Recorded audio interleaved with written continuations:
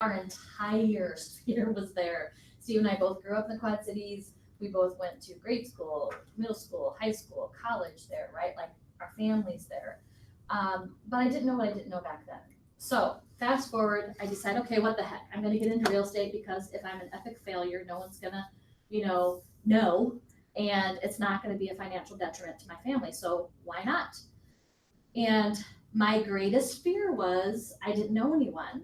And so I immediately, my mind went to, well, is there a team I could join? And this was before teams were what they are now. They really didn't exist back then, unless you were a family, and you had family members join.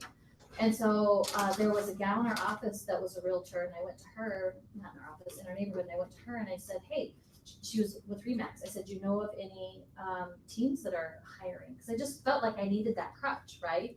And so she did some checking. Nope, no one's really hiring or looking for someone. And then I went to my other girlfriend who was working at Edina Realty, and she said, you should come to our office. Well, I was still in mom mode at that time, and so I was looking for an office that was close to home, one that I could get to and get home within 5 minutes because I had 4 kids. And so I didn't do my due diligence. I didn't go around and search the different brokerages. And I don't even think Keller had made it to Minnesota in 2000. I think it was 2003, maybe. It was the first office. It was early 2000s. And so I landed at the same brokerage that she was at. And part of that was because I knew her. She was familiar. But I'll never forget my first day in the office. I was just full of vim and vigor. If you guys have got to know me at all, you know I'm a little fiery. And so I could not wait to get started in real estate. Like, I could not wait. And I showed up at the office with my paperwork to turn in and filled out whatever documents they had and walked her back up to the front desk and said, okay, what's next? And she's like, well, there's kind of a drop-in resource area. If you want to put your stuff here, you can kind of leave it here overnight if you want to. They have like little pods. If you have any questions, let me know. I thought, okay, so I sat down and organized my stuff, right? And I looked to my left and there's nobody around. I looked to my right and there's no one around. And sudden panic just like set in, like, oh my God, what do I do next? They didn't have the training program and the coaching and the mentoring. They didn't have any of that available back then. And I distinctly remember picking up the phone and calling Steve, my husband, who's a Marine. He's kind of this gruff, kind of dude. He's really a teddy bear, but if you don't know him, bless you. And I called him and I said, through tears, I think I just made like a huge mistake. And he's like, what the heck happened? I saw you an hour ago. You were like super excited, like, who do I need to come and pummel? And I said, no, I don't know what I'm doing. I don't even know where I'm supposed to start. Who's going to want to, even talk to me? And he said, he hates that I tell this story, but I love that he knew me so well. He said the best thing he possibly could have to me at the time, which was, suck it up, buttercup. Like, you made this decision, you'll figure it out. Like, put your line in, go figure it out. And I just remember thinking, well, that wasn't very supportive, and I think he probably made me mad. And that's like the other thing, when someone tells me that I can't do something or suck it up, it's like, okay, I'm going to prove you wrong, buddy. Like, thanks a lot for the support. And so I wiped my tears and I took a deep breath and I just started walking around the office and introduced myself to people. And I started thinking about, okay, what is a way for me to get in front of people that I don't know, that's going to cost very little because I hadn't made any money yet and probably wasn't going to for a little while, even if I landed a buyer that day. And so the one thing that I decided to focus on without knowing to focus on one thing was open houses, because mainly what it cost me was my time. Right? So an initial investment in some open house signs, a couple $100. I think I got like 6 to 8 of them, and my time. And so what I did was I just went around the office and started looking for open house opportunities because I didn't have any listings yet. I have to have Dylan, my tech person, fix my slideshow up there. So, before getting into real estate, I thought open houses were to help sellers sell homes. And that is and should be what we start those open houses with in our thought process and what we convey when we're in front of the seller especially. But really what it's about, those of us who have been in the business a while, is it's about growing your database and setting appointments, right? It's about picking up business at those open houses. Now, first and foremost, what you want to do is make sure that you are selling the house that you're in, right? Because do sellers send neighbors, friends, relatives to shop the open house to see what kind of job you're doing? Sometimes it happens, right? So we want to make sure that we But if are. they don't send them, the neighbors come anyway and then report. Exactly. So first and foremost, we want to make sure if someone comes in, we're selling that house. After about 2 to 3 questions, you pretty much know whether or not that house is going to work for them, right? If it doesn't, or when they indicate that it doesn't, then you go for the trying to pick them up as a client for yourself, right? But always make sure that you get that out of the way first, okay? The biggest thing that I decided when I got into real estate and was going to do open houses was that I was going to be consistent with it, right? Because the first couple I had, I remember the first one I went to, I probably scared all those poor people away. I was like, "Hi, I'm Erin. So where are you from? What are you looking for?" Like, 100 million questions. And I still ask questions now, I just ask them differently, right? And I would just come on too strong, right? Because I am naturally this high I. So before I started studying the DISC and the KPA and all that kind of stuff, I just assumed if I met Sarah and Sarah I immediately felt was my BFF coming through the open house, that she would feel the same way about me, right? Well, if Sarah's a high I, maybe, but if she's not a high I, like I steer in the opposite direction, right? And that wasn't clicking with me right away. And so through trial and error, most of the stuff that in fact, all of the stuff that I'm gonna share with you today was just learned through trial and error. The one thing that I did really, really well though, I mean, lots of mistakes along the way, but the one thing I did really, really well was I was consistent. I did an open house every single weekend without fail for my first 2 years in the business. I just decided I'm gonna be all in. And there are gonna be some weekends where it's a big fat goose egg and I'm not gonna have anyone through, and those stink because I've just given up half of my Sunday or part of my Saturday in 20 below temps to go hold an open house, right? And that wasn't very fun.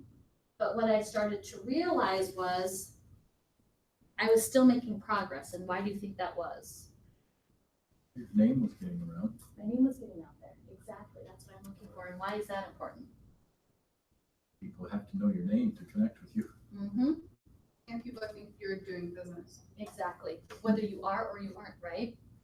So the first thing I had to get okay with was realize that not every open house was going to be a success from the perspective of I was going to pick up clients or potential buyers or sellers, right? But I was still winning because my name was out, and I originally bought 6 to 8 open house signs, and then I graduated to 12. And regardless of where that open was or how many I needed, all 12 went out. Even if I had to double them up on some corners, every single sign went out. I would go out and I'd put my signs up early, and I would leave them up late with the exception of the one in the front yard. Oh, did I forget to pick up my signs after the open house? Darn it. Or maybe I had to go run an errand or whatever. And the reason why I did that became very, very clear. One Sunday I was walking out of church and a neighbor gal who I hadn't seen in a while, Erin, hey, hang on a second, do you have a second? I said, sure. Marianne, what's going on? How are you? She's like, I'm great. She's like, I just have to tell you, you are such an inspiration. I can't believe you're just crushing it in real estate. I had been in like 3 months. I think I had 2, maybe 3 clients at the time. I wasn't crushing it by any means, but she saw my signs every single weekend after weekend after weekend, because I also decided to focus on kind of near where I lived, either Lakeville, Apple Valley, right around that area. And so I was very purposeful in the open houses that I chose as well, right? So if there were several open houses open, I was particular in the ones that I chose, and if I could align it so that it was in the area that I knew that I wanted to be in, I would choose one there. Now, if that wasn't possible, I would, take whatever was available. The important thing was that I did an open house. So she said, I'm thinking about getting my real estate license. I'm like, awesome, that's great. So what do I do? Kind of walked her through that. She said, and oh, by the way, my sister is thinking about selling, and so I would love to connect her with you. Even better. Great, wonderful. So that was my aha moment of, she thinks I'm crushing it? Like what? And it's because she saw my open house signs everywhere, okay? Sometimes I get a little ahead of myself. We did talk about being strategic and pick a winner. So other than particular areas, I would be strategic and pick a price range that I knew had a lot of active buyers. So while it sounds fun to consider holding a $500,000, $600,000, $700,000 property open, yeah, that's fun. I think the experience is good.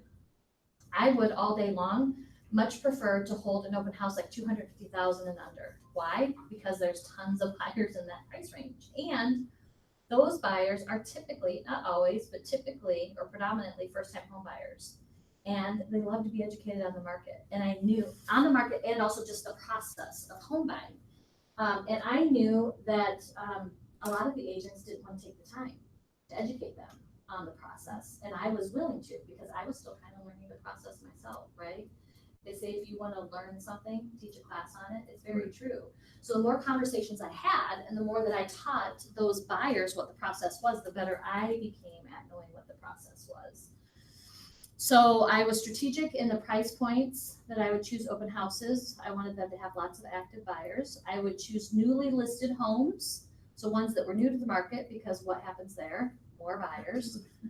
Recent price reduction, right? After a price reduction, have you guys ever had a listing where you get an uptick in activity? Yeah, that typically happens. And then I would also look them up online and I'd take a look at their online presence. Did the pictures, show the home in a good light? Or was it you could see the person in the bathroom mirror, or just a picture of the front or the back, or, was it being represented well? Was that gonna draw folks in? And then the other thing that I started doing when I started getting some nice traction with open houses, I thought, okay, how can I, because it was just me still, Steve hadn't joined yet. I thought, how can I bolster my activity even more? And so what I would do is I started doing 2 on Saturday, 2 on Sunday. And I would pick them in similar price points so that if someone came through my open house from 12 to 2 and it didn't work for them, let's say, for example, that Lori came through, she's like, gosh, Erin, great house, but I really require a private master bath. Like, oh, darn, Lori, so it's meeting everything that you want except for that private master bath, huh? Okay. But you know what? I'm closing here today at noon or at 2 rather, and I'm gonna be starting another open house just down, a couple miles away at 2:30. It does have that master bath that you're talking about, and it's $5,000 more list price than this one. Would you like to come over to the open house, or would you like to schedule a private showing with me later on this evening, right? So then being able to share with them or get in front of them a second time if that particular property didn't work. Because what would happen is after I started doing open house weekend after weekend after weekend, it's kind of like you get these groupies that you see, every weekend that are still looking, and they're like, oh, hey. And I felt like the more chances I got in front of them and they got in front of me, either A, they're thinking, wow, she's really busy, she's selling a lot of open houses, or we were what? What were we doing every time we saw each other? Relationship. Building rapport, creating a relationship, right? Maybe creating trust, that sort of thing. So consider doing that. Are you guys afraid to speak? He's the or what? bland. He's the bland. It's a good thing he got here to Am I answer all talking too those fast? questions. All right, I'll try and slow down a little. All right, so the other thing, gather your tools, right? So if you're gonna do flyers, gather your flyers with your picture, your contact information. So for those of you who are newer to the business, it is okay when you hold an open house for another agent to create flyers with your picture, with your contact information on them. The only thing that I would caution you about is make sure that you remove them when you leave. Otherwise, it can get very confusing for the seller if Megan has their house listed and then Kat posts an open house and they come home. Kat's flyers are sitting on the kitchen counter with Megan as their listing agent, right? So when I would coach new agents, what I would say is take those open house opportunities, but be respectful so that they'll continue to come your way, right? So just be very conscientious. So don't do what I did when I was up for Jim and Clark, and I left everything set up, including all my business cards and everything else, and I think I was so worried about getting my signs, I forgot to take all my stuff out. Yeah. And it was vacant also, so it wasn't like the sellers were gonna come in. Right. So I'm sure when they got there the next day to do their open house, they were like, What's awesome. going on? Yeah. Yeah, And it's okay. Sometimes we don't know, unless we're told. So just make sure that you're cognizant of that. Signs, name tag, business cards. I've gone back and forth on open house registration. I've done it, I've not done it. I've done it, I've not done it. Define what you mean, please. So open house registration, thank you. A piece of paper that says, please sign in, name, Yeah. phone number, That's what I email. thought you meant. I've done it, not done it, and here's why. I've just kind of played around with it because what I found until my scripts got better was that people weren't leaving the correct phone number, or they were like one off on the email address and they bounced back, right? Or they would just completely ignore you as if they didn't hear you and keep walking. And when I put myself in their shoes, I don't like to be forced into doing anything either. So then I stopped doing them. And then I thought, oh, let's do them again. I mean, we've literally gone back and forth. If I do have a sign-in sheet, okay, I do not have the question on there, and don't get after me yet, Jim. Are you currently working with a real estate agent? Stop doing that. And the reason why is this. Have you ever gone shopping and someone said, hey, can I help you find something? What's your typical response? No. Thank you. Just looking, right? Even if I am looking for something specific, I don't want to be bothered. I know where it's at, where I'm going, what I want to bother me. That's me. I know not everyone's like that, right? But a lot of times my response is, no thanks, I'm just looking, right? And I go right for the item I'm looking for. Do you suppose that buyers coming through open houses, even if they're not working with another agent, might say that they are, even if they aren't? And why, No. and why do you think they say that? They don't want to They don't want to get bothered. They don't want to get bothered. So I don't have that on my sheets, and that's not an immediate question that I ask someone when they come through my open house, unless they've given me reason to think that they are. And then I ask the question because we're obligated to. We have to, right? So an example of that might be, hey, Jen, thanks for coming through the open house today. My name's Erin. I'm one of the listing agents. Here's a feature sheet. If you have any questions, just holler. How'd you happen to hear about us today? Jim? Oh. Role-playing. Well, like everybody, I read the paper. Okay, awesome. So it might be I saw an ad in the paper. It might be I saw you online. It might be I saw the signs, or it might be my real estate agent sent it to me. So as soon as he says that, I'll say, oh, who are you working with? Tells me who they're working with. Awesome. Again, let me know if you have any questions. I'm not chasing him around. I'm not following him. I'm not bothering him unless he has a question for me because he's already working with someone. I'm not interested in Jim. Not. So you don't follow that up with I could do better?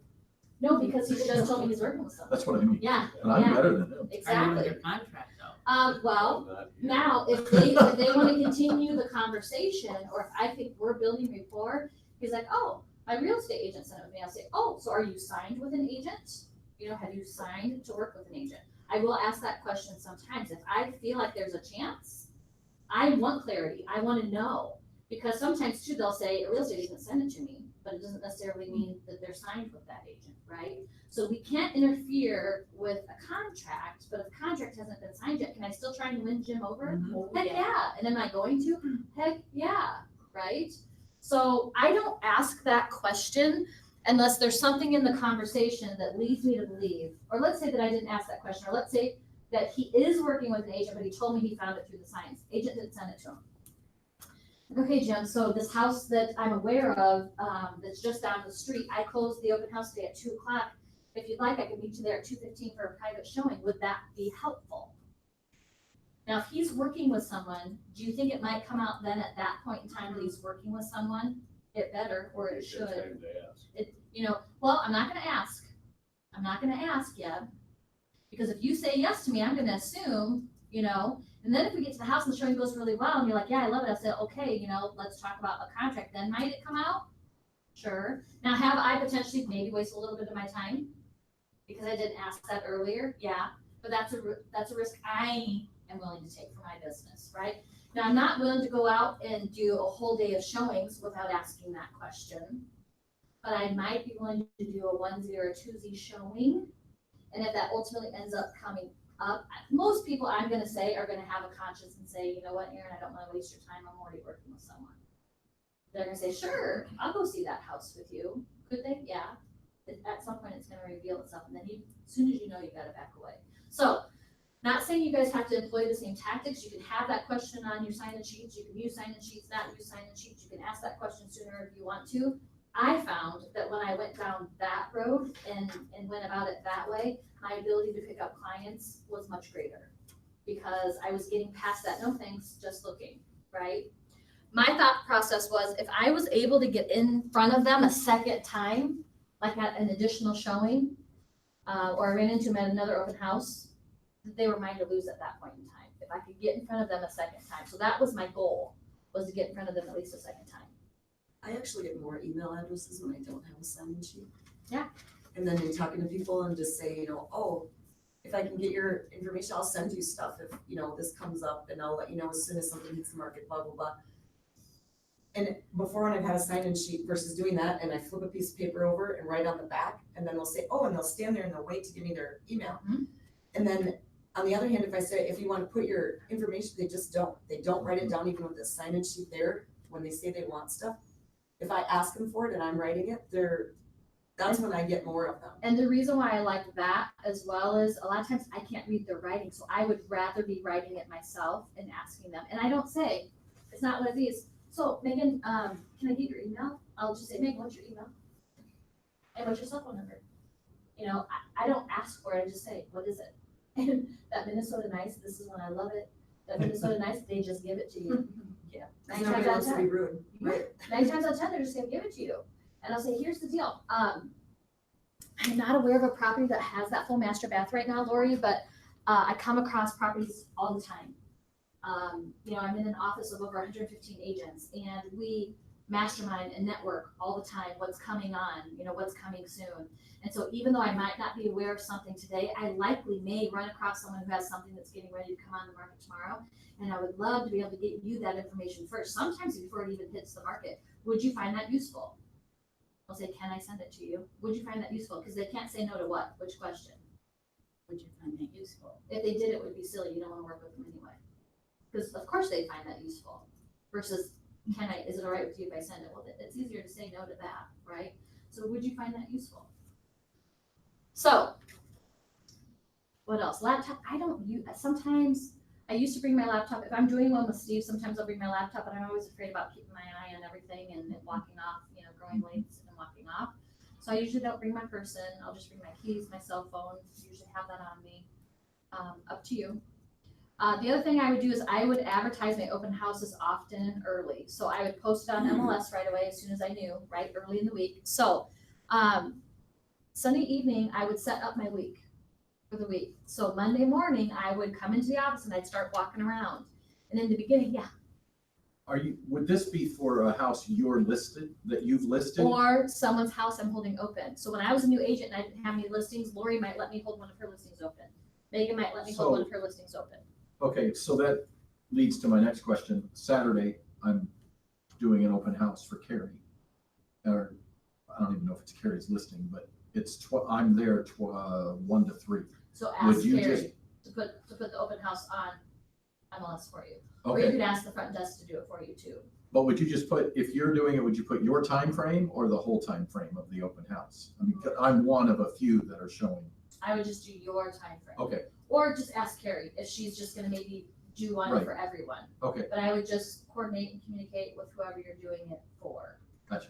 But generally speaking, what I would do is if I was holding it for Megan, I'd say, hey Megan, can you put it in MLS Sunday 12 to 2, or I would say, Christina, I'm Gotcha. holding it open for Megan, can you put it in MLS from 12 to 2? So make sure that, so Monday morning I would go around and I would look for open houses, and then here's the really cool thing that started happening was, I was conscientious, so I did a good job. I, emailed them or called them with feedback right away, right? I always make sure that the house was secure, locked, so be conscientious, do a good job so that you have more open house opportunities that will flow to you. And then what started happening is I started getting busy, and so I stopped going around on Monday morning looking for open houses because I just started either, getting my own listings, or agents then started calling me. But then they'd say, hey, where's Erin? Anyone seen Erin? I had trained them to look for me. They knew I was always looking for an open house. And I didn't realize I was doing it until they then started calling me because they were accustomed to me looking for an open house. So, for the new agents in the office, what I would say is go around, make it known. You're always looking for an open house opportunity.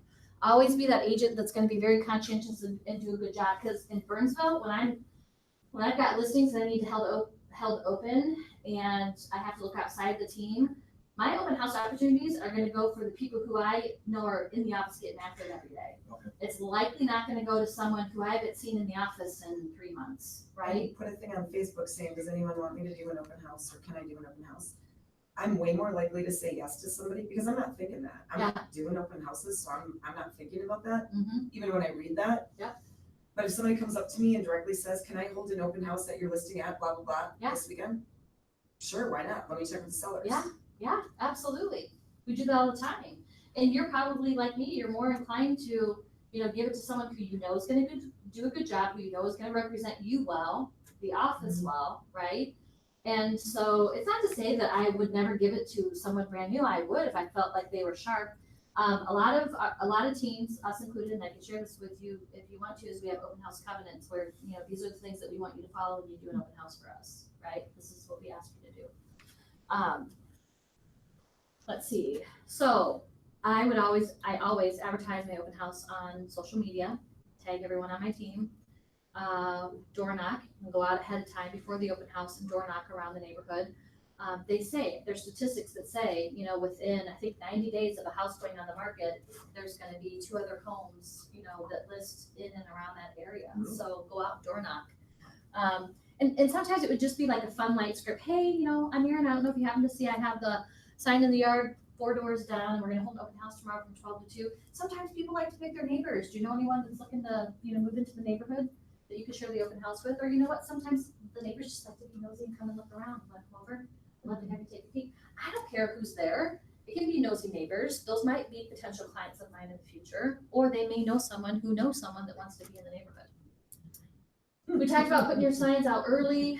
I have hang open house riders on there. Now our sign panels, since our listing our lead here, we can have our sign actually on the panel now, so I don't really hang riders anymore. But if you're using like a generic office one, get a name rider so that you get your name from it. You wanna make sure that your name is being advertised and seen. You can also get on the phone and circle prospect through different call programs that you can invest in. So, doing open houses consistently and knowing the market were probably the 2 biggest things that launched my real estate career. Meaning, I had very little what when I first got to the business, Cash. money, and a whole lot of what do you think? Time. So how I invested my time was I spent hours on MLS just searching the internet and looking at the inventory. And I started with Lake Books, that's where I live. And I literally knew everything between 250 and 350, or 250 and 300, 300, 350, 350, 400. Like I studied in price ranges, right? Because my thought process was if I'm holding an open house listed at 250, there are probably people looking from 225 to 275, right? And 250 is right in the middle. So I wanted to know everything that was priced just below me, right at where I was, and just above me, because if it didn't work for someone, I wanted to be able to, at that open house, recall from memory, hey, I know this is missing that 3rd stall garage that you want, Megan. It's only got the 2 car, but I am aware of a 3 car, not far from here. Close at 2, be happy to meet you there at 2:30. Would that be helpful? I used that all the time. I would sometimes print the inventory and take it with me to the open house, but I'd only have 1 copy because otherwise what would happen? They'd want my 1 copy. Or, hey, can I get that? I'm sorry, this is my master copy. If you want to leave your email, I'd be happy to email you the information. I mean, I would just try and employ any sort of tactic I could to get a phone number or an email to follow up with them afterwards. Or, more importantly, set an appointment. So, when the boys first started getting into real estate, I got nobody wants to buy from me because I look like I just graduated high school. And I said, well, you kind of did, and you do, but cry me a river. I had to use the second up buttercup philosophy. And what I told each and every one of them is, here's how you overcome inexperience. Here's how you overcome like that age discrimination. Here is how you overcome being a brand new agent and being asked that question. And I think I've been asked that maybe twice in 17 years. And it's because I just didn't have my scripts down and I didn't have this down. If you study the market and know the market like no one else and can speak to it, chances are they're never going to stop to think to ask that question. How long have you been in the business? How old are you again? How long have you been a realtor? Because if you come from a place of knowledge and skill, right? Man, she really knows what she's talking about. They're just going to assume you've been in the business for years. So what I would tell the boys is go out there and study the market. Go and preview homes, get to know the homes, visit open houses, hold open houses, study the MO, get to know the builders. I would get a phone call as a brand new agent and someone would, give me the address. I'd maybe get it ahead of time. Or I'd just have a name and a phone number and I'd go and I'd look them up, in the tax records and I'd find out what neighborhood they're in. And maybe I discovered they were in the D.R. Horton neighborhood. Well, then all of a sudden, about 30 minutes, I was a DR expert. Because online, you can find all of their floor plans, you can look at the neighborhood, you know the amenities. So before I even picked up the phone to call them for the listing appointment, I studied that information, and you can do it pretty quickly. So when I called them and I said, okay, so what's your street address? 123 Jackson Street. Oh yeah, that's a DR Horton neighborhood, isn't it? Well, yeah. Okay, so describe your floor plan to me. They start describing it. I say, oh, that's the Dover floor plan. Yeah, I'm very familiar with that floor plan. It's a beautiful floor plan. What have I just done there? Build reports. I've already built credibility and You're an rapport, expert, right? Yeah. Wow, she knows what she's talking about. I may or may not have known what I was talking about, but I typically did because what I would also do on the weekends is I would go and visit the model homes. I would go through the Lennar model. I would take a folder with all of their floor plans. I would go through the DR Horton neighborhood. I would take a folder with all their floor plans. I would stop and talk to the builder reps. What sort of incentives are you guys offering right now? Right? Knowledge is power. I took the time to go out and do things when I didn't even have a client, to do things with, just to educate myself on the market and what was happening. All right. The other thing you want to do is research recent sales in the area, because a lot of times you'll be in a neighborhood and there'll be a house just down the street that has a pending or a sold sign on it. Oh, well, what'd that house go for? What was that house listed at? And the last thing I want is to be like, you know what, I'm not sure. It's okay if you do. I can just say, you know what, I'm not sure. I'm holding this open house for someone else, and I didn't do a market in this area, but let me pull out my what app? A handy dandy Keller Williams app. Will that information be on there? Yeah. Oh, by the way, since I have my app out, what's your cell phone number, Megan? Just sent you a link to the app. Now you have it. I say, can I have your cell phone, or would you like a copy of my app? Say, Megan, what's your cell phone number? I'm going to share this with you. This will give you access, just like I have. Make sure that you're sharing that at your open houses. And then always familiarize yourself with the schools attached to the home and any neighborhood amenities. I made that mistake once where I was in a Lennar neighborhood and I didn't realize that they had like a neighborhood swimming pool, a park, a lodge. I just went straight to the home, opened it up, had no clue. So I thought, okay, that was really awkward. I don't want that to ever happen again. So I always make sure that I check out the neighborhood to see if there are any amenities. And sometimes with those single family homes, they'll have a fee, some kind of fee attached to it if they have amenities like pool, trails, things of that nature. So you want to make sure you know what that is and if there's any kind of association that exists. All right, you guys doing okay? Morning of the open house. We've already talked about this, but the signs out early. Dress the part and project a professional image. I'm not saying you have to be dressed to the nines. Sometimes for me, it's just a colored Keller Williams shirt, or if I am going to wear jeans, I'm going to wear a jacket and throw some jewelry on. So I don't go,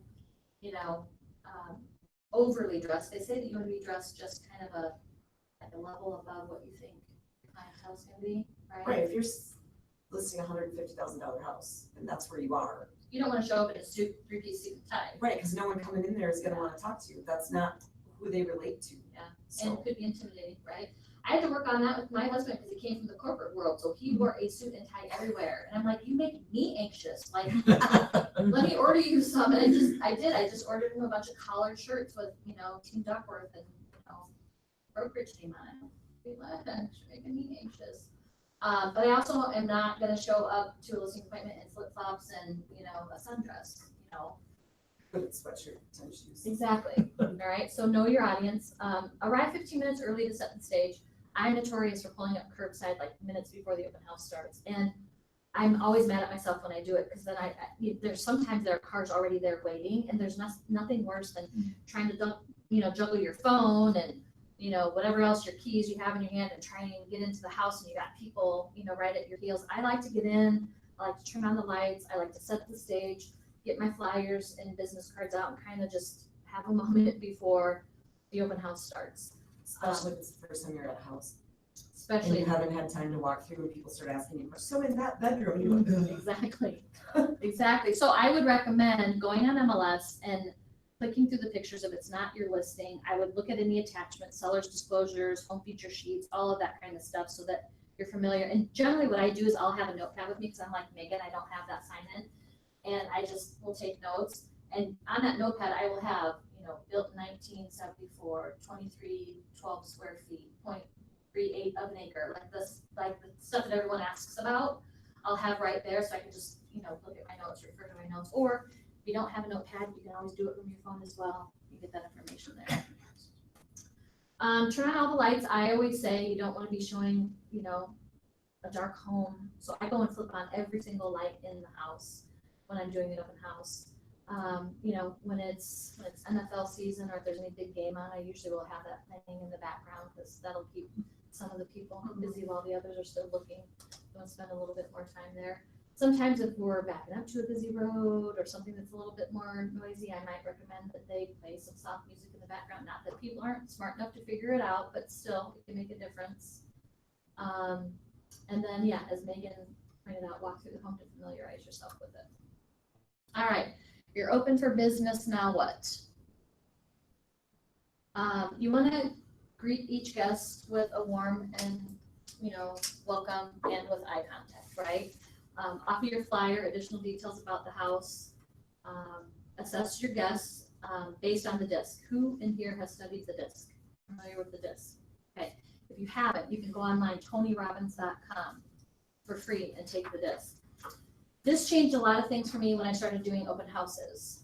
It allowed me to do a quick needs analysis kind of based off of their personality. So do you remember before when I told you I was scaring everyone away? I did that for quite a while because I just assumed that they just wanted someone fun, energetic, and knowledgeable. And, after all, I was bringing all of that.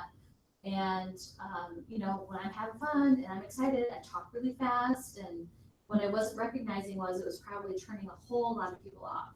So now with just a few questions when they come through the open house, hi, my name is Erin, I'm the listing agent and you are, and I wait for them to answer.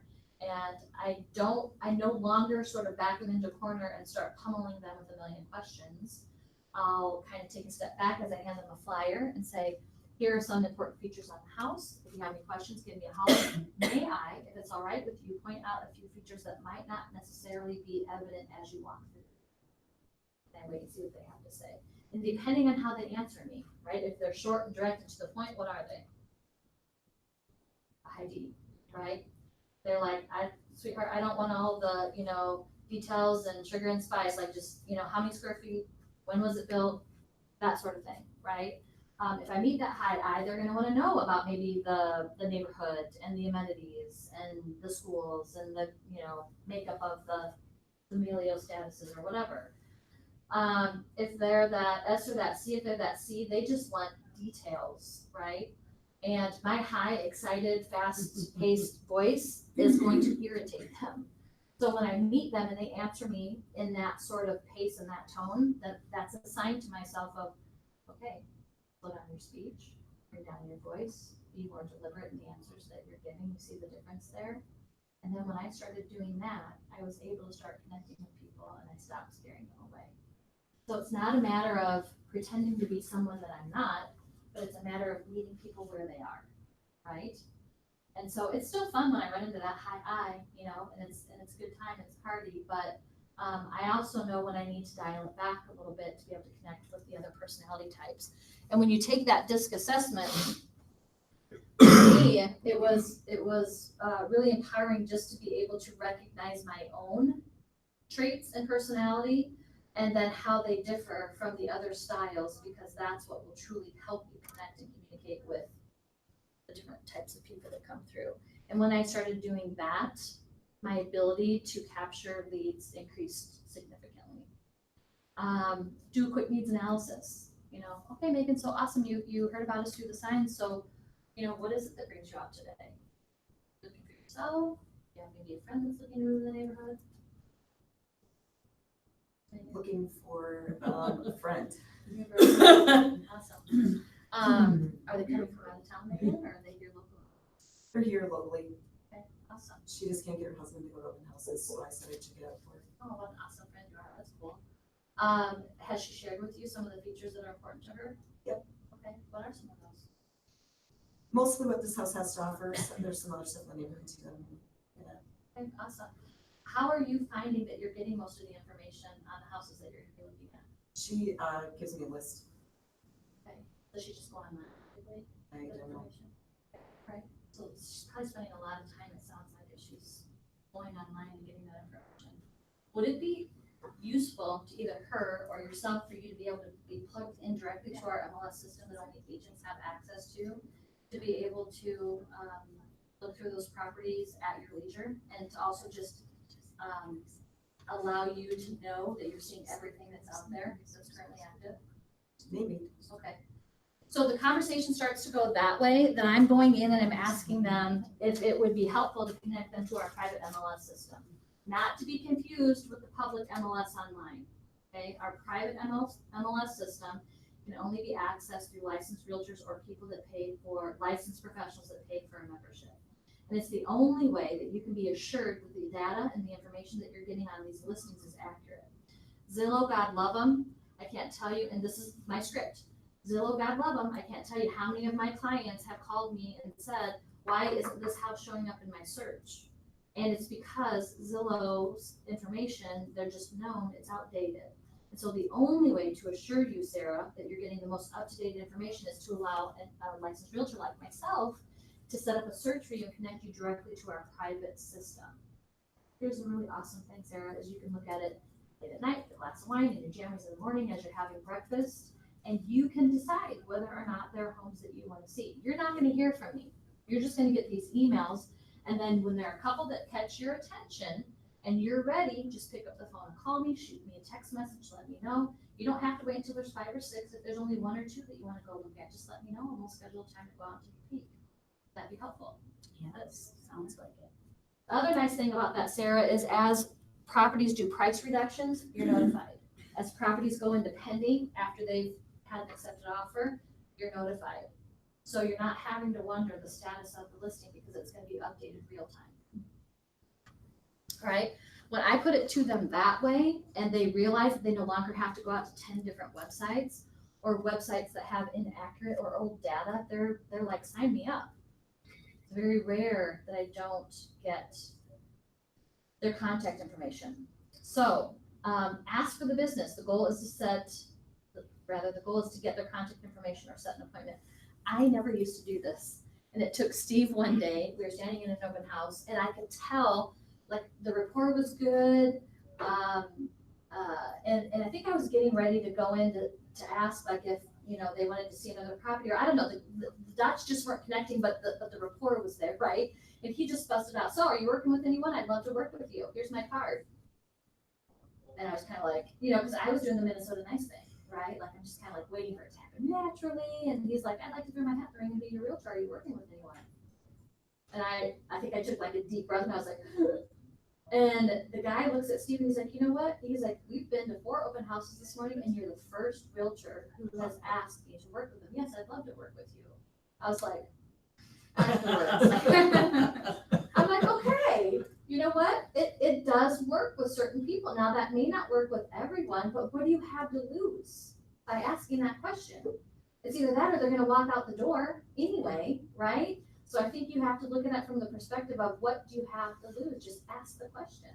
And you can ask it in a very polite, business-like manner. So he sounded really aggressive to me, when he said it. Thanks for coming again. That's what made me so uncomfortable. It wasn't, it was just his personality, and for whatever reason, it connected with this other person. So, what other questions you guys have?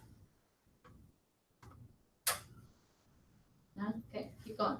Watch out for the creepers, right? We always want safety first. I was really dumb in the first several years of real estate. Like, someone called, I was out showing houses. I had a listing appointment last night, you guys, and if it was not a warm lead, the only thing running through my mind was Silence of the Lambs. I was waiting for this guy to chop me up into little pieces and bury me in the basement. I walk in and Came back for that, didn't you? and the house was vacant. It was his parents. They were both in assisted living now. So I had some of the backstory, but like, if this was back in the day, this might have been someone who like just called me and I went and met them, and not really done any or had any kind of background. And so I go in and the house is immediately cleared out, but it's just kind of a creepy old house.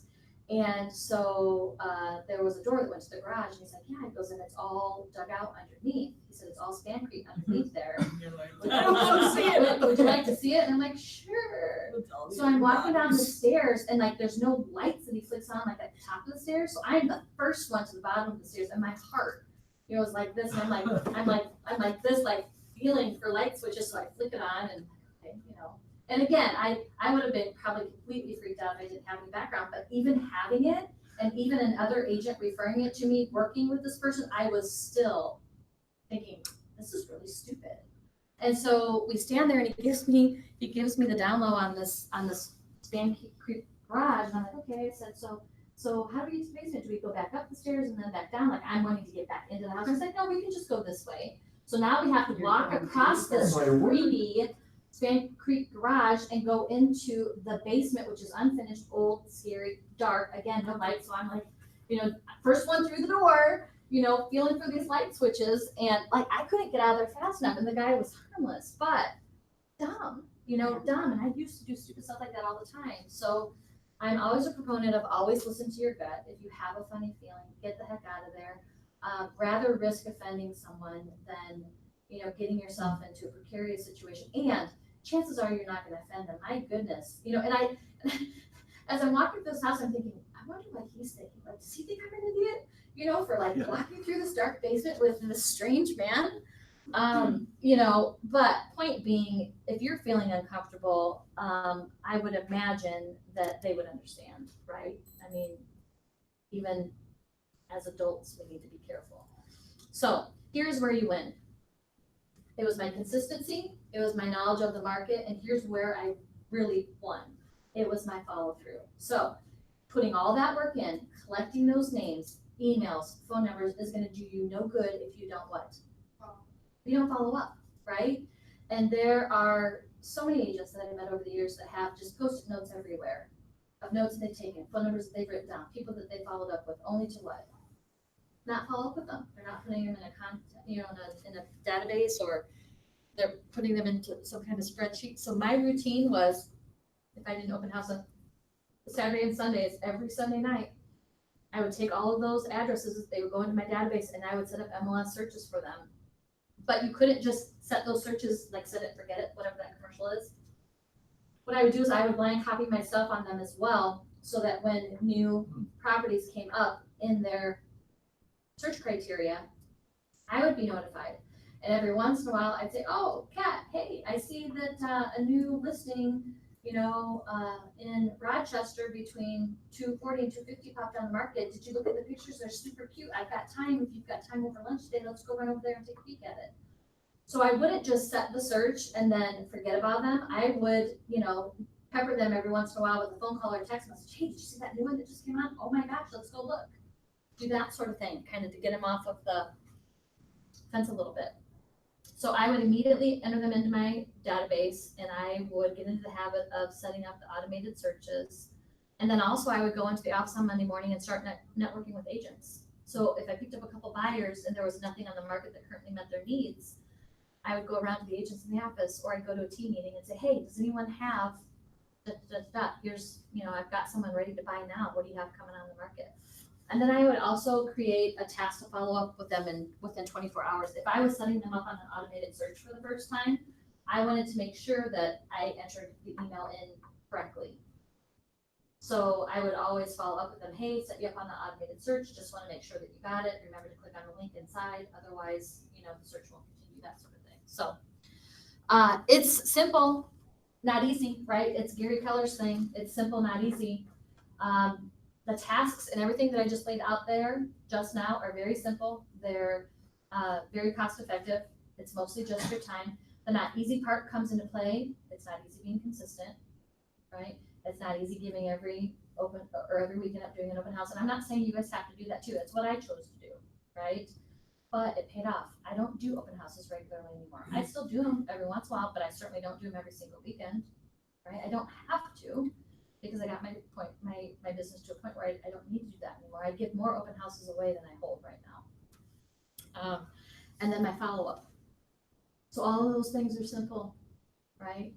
But the not easy part is just being systematic and making sure that you're doing it. Who has open houses this weekend? Good, half the room, more than half the room.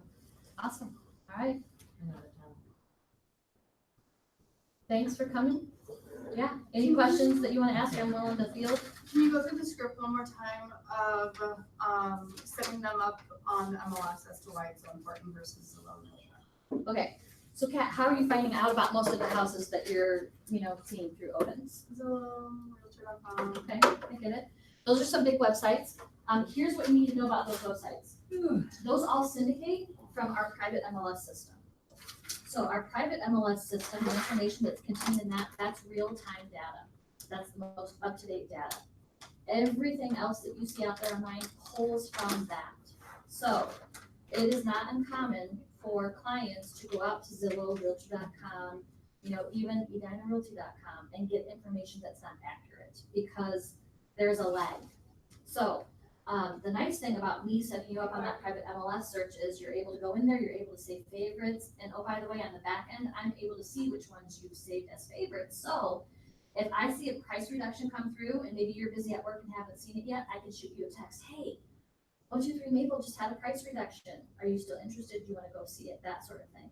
The other nice thing about me setting you up on this private MLS search is if for some reason your search criteria changes or you want to add additional areas, you just shoot me a text message and within a minute, I can have all of that changed and all of that updated.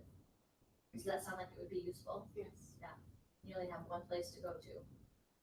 So, yeah, and I always make sure and let them know it's the MLS system that only agents have access to, so they feel it, because everyone kind of wants to be a part of that thing that. So would you offer that to any person that was looking, or would it need to be a client? I offer it to anyone, and here's why. If for some reason I don't end up working with them, or I find out that they are working with someone else, I can disable the search. Oh, okay. But oftentimes I would find out they're not really working with anyone, and Right. if they're getting it from me, and I'm the only one that's sending them properties, and they see something that they like and want Right. to see, the chances of them reaching out to me to go and Yep. see it are much better Right. than if I didn't. So as long as they're willing to give me their search criteria and their contact information, I'm gonna set them up. Now, I'm also gonna continue to follow up with them, and if I've been sending them properties for 6 months and, reaching out to them once every couple of weeks, depending on their situation, I may or may not allow the searches to continue. Okay. Yeah, so, I say cast a wide net. Okay. Cast a wide net and hope to, get a few that way rather than, only giving it to people that, and there may be someone else that stands up here and has a very different thought process on that. So I think you, at the end of the day, have to decide what makes the most sense for you. My thought process was the more people that I had a chance of building rapport with and getting in front of, the greater my chances were of, turning that into a piece of business.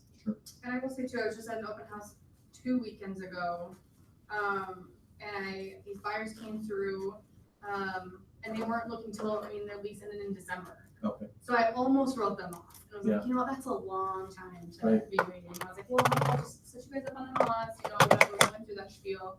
And they're under contract. Yeah. Oh. With That happens thank you for bringing up that point. That happens all the time. We Yeah. have 2 clients right now who weren't gonna buy until fall. They're both under contract. When the right one comes along, and I think sometimes they think that they need more time than they do.